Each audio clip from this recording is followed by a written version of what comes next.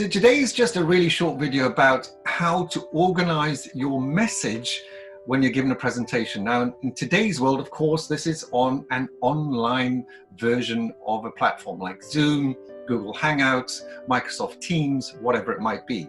But organizing your message is absolutely critical in order for it to be A, received well, and B, understood, and of course C, if there's any action points to be taken to make sure that's the case as well. As they say, if you fail to plan, then you plan to fail. I hate that cliche, but it's so true. Even with this short video, I spent some time just organizing my message, and I know this stuff extremely well, just to make sure that it's a short and sharp, succinct presentation that you can get some value from. So let me just share my slides with you. How do we organize our message in order to ensure that our points are made very clearly? Let's have a look. How to organize your message really comes in three parts. And for us, it's define your purpose and outcome. What is your intended outcome from this presentation? Analyze your audience and select your building blocks. Let's go through those a little bit more detail. So define your purpose and outcome.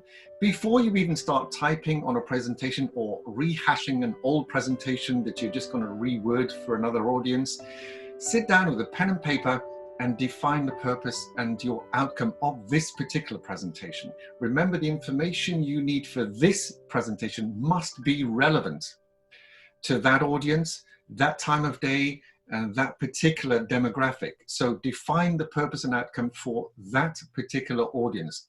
Analyze your audience. As I say, who are they? What are they doing there? And we'll come on to that in a bit more detail in a moment.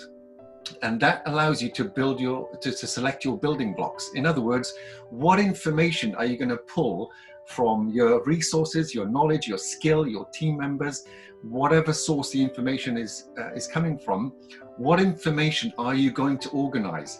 Typically, when I work with younger professionals, postgrads, they kind of brain dump all the information to prove that they know everything, to prove that they're justified in that role.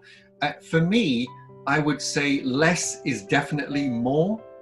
If you know an awful lot of stuff, then the skill and the talent is distilling that in bite-sized chunks in order to present to an audience to understand it and digest it more easily. So rather than brain dump, just get bits of information that's relevant to that audience, distill it down to its constituent parts, because simplicity is best. And for me, just keeping things in order for them to understand really works. So let's have a look at that.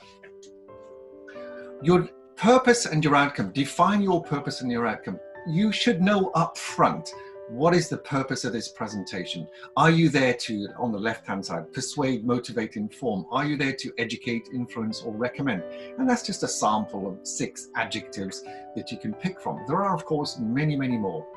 But if we pick a couple of examples, if you're there to, say, influence and recommend, maybe it's more of a sales type presentation. If you're there to motivate, maybe it's a more rah, sort of rally the troops kind of motivational talk or chat that you're giving internally to your own staff and team members. Maybe you're there just to inform. Maybe you've got a new HR policy about, I don't know, the fire drill or health and safety, or the expenses account, whatever it might be. Maybe it's just there to inform them about a new policy or procedure internally. So really think about what is the purpose and the outcome that you're intending from this presentation before you start. So before you start typing on a laptop with PowerPoint slides, write this down. Good old pen and paper still works. This analysis, I said I'd come back to this. There are, again, so many things that you consider in terms of your audience. The 2 top ones for me, I've highlighted in blue at the top there, is who are they and why are they there? So who are your audience?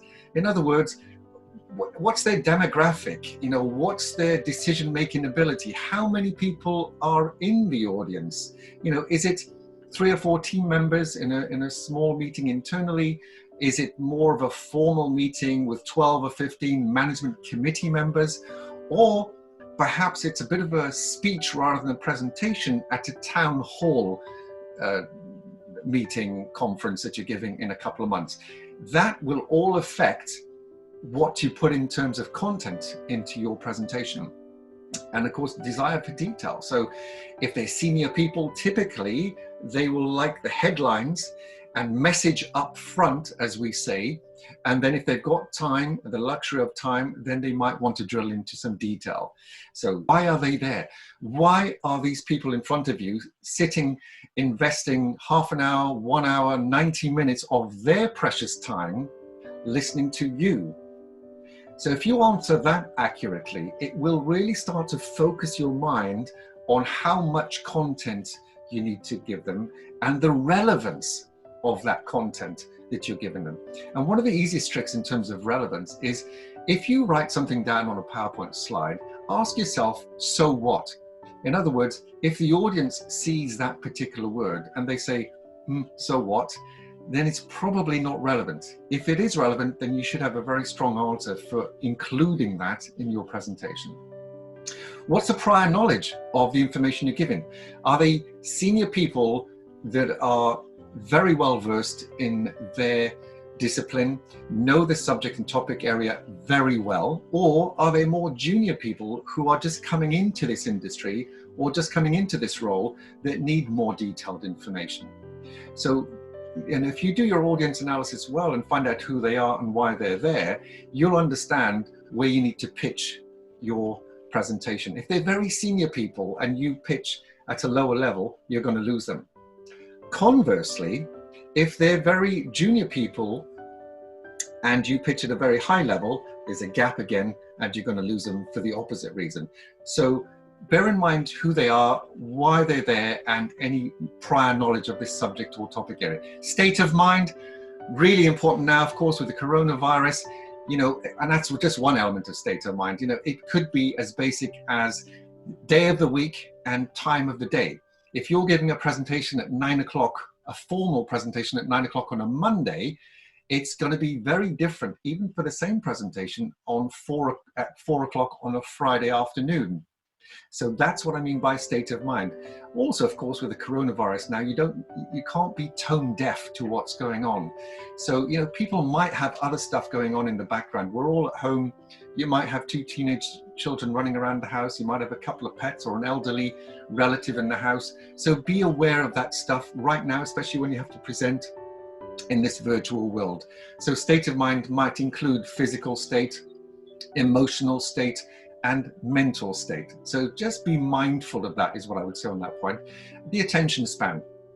Younger people these days, at least in my experience, you know, with Snapchat, with Instagram, with Facebook, with TikTok, their attention span is very short. It's very limited. If you're going to give, you know, a lengthy 90-minute speech, you're going to lose them in the first couple of minutes. So just bear that in mind. Who are there? Who are your audience and why are they there? Critical. And when I finish my presentation, I would like my audience to ... Really important and very, very powerful. So when I finish my presentation, I want my audience to know something or to do something. In my experience, it's usually the latter. You'd like them to do something. There's experience 9 times out of 10, presentations are usually about doing something. So you're informing them up front, yes, and there's usually a call to action at the end. Just to summarize, it's about how to organize your message and to ensure that whatever you're saying, whatever information or content you're giving your audience, make sure you know who's in the room, why are they there, and to ensure that your message is not only simple and clear, but whatever action you'd like them to take at the back of that presentation is something you consider at the beginning of your presentation, because it will really help you design and organize the information in a manner that A, flows, B, is relevant, and C, will help them take action on whatever it is you'd like them to do. Thank you very much. My name is Laith. I look forward to seeing you on the next video. Bye for now.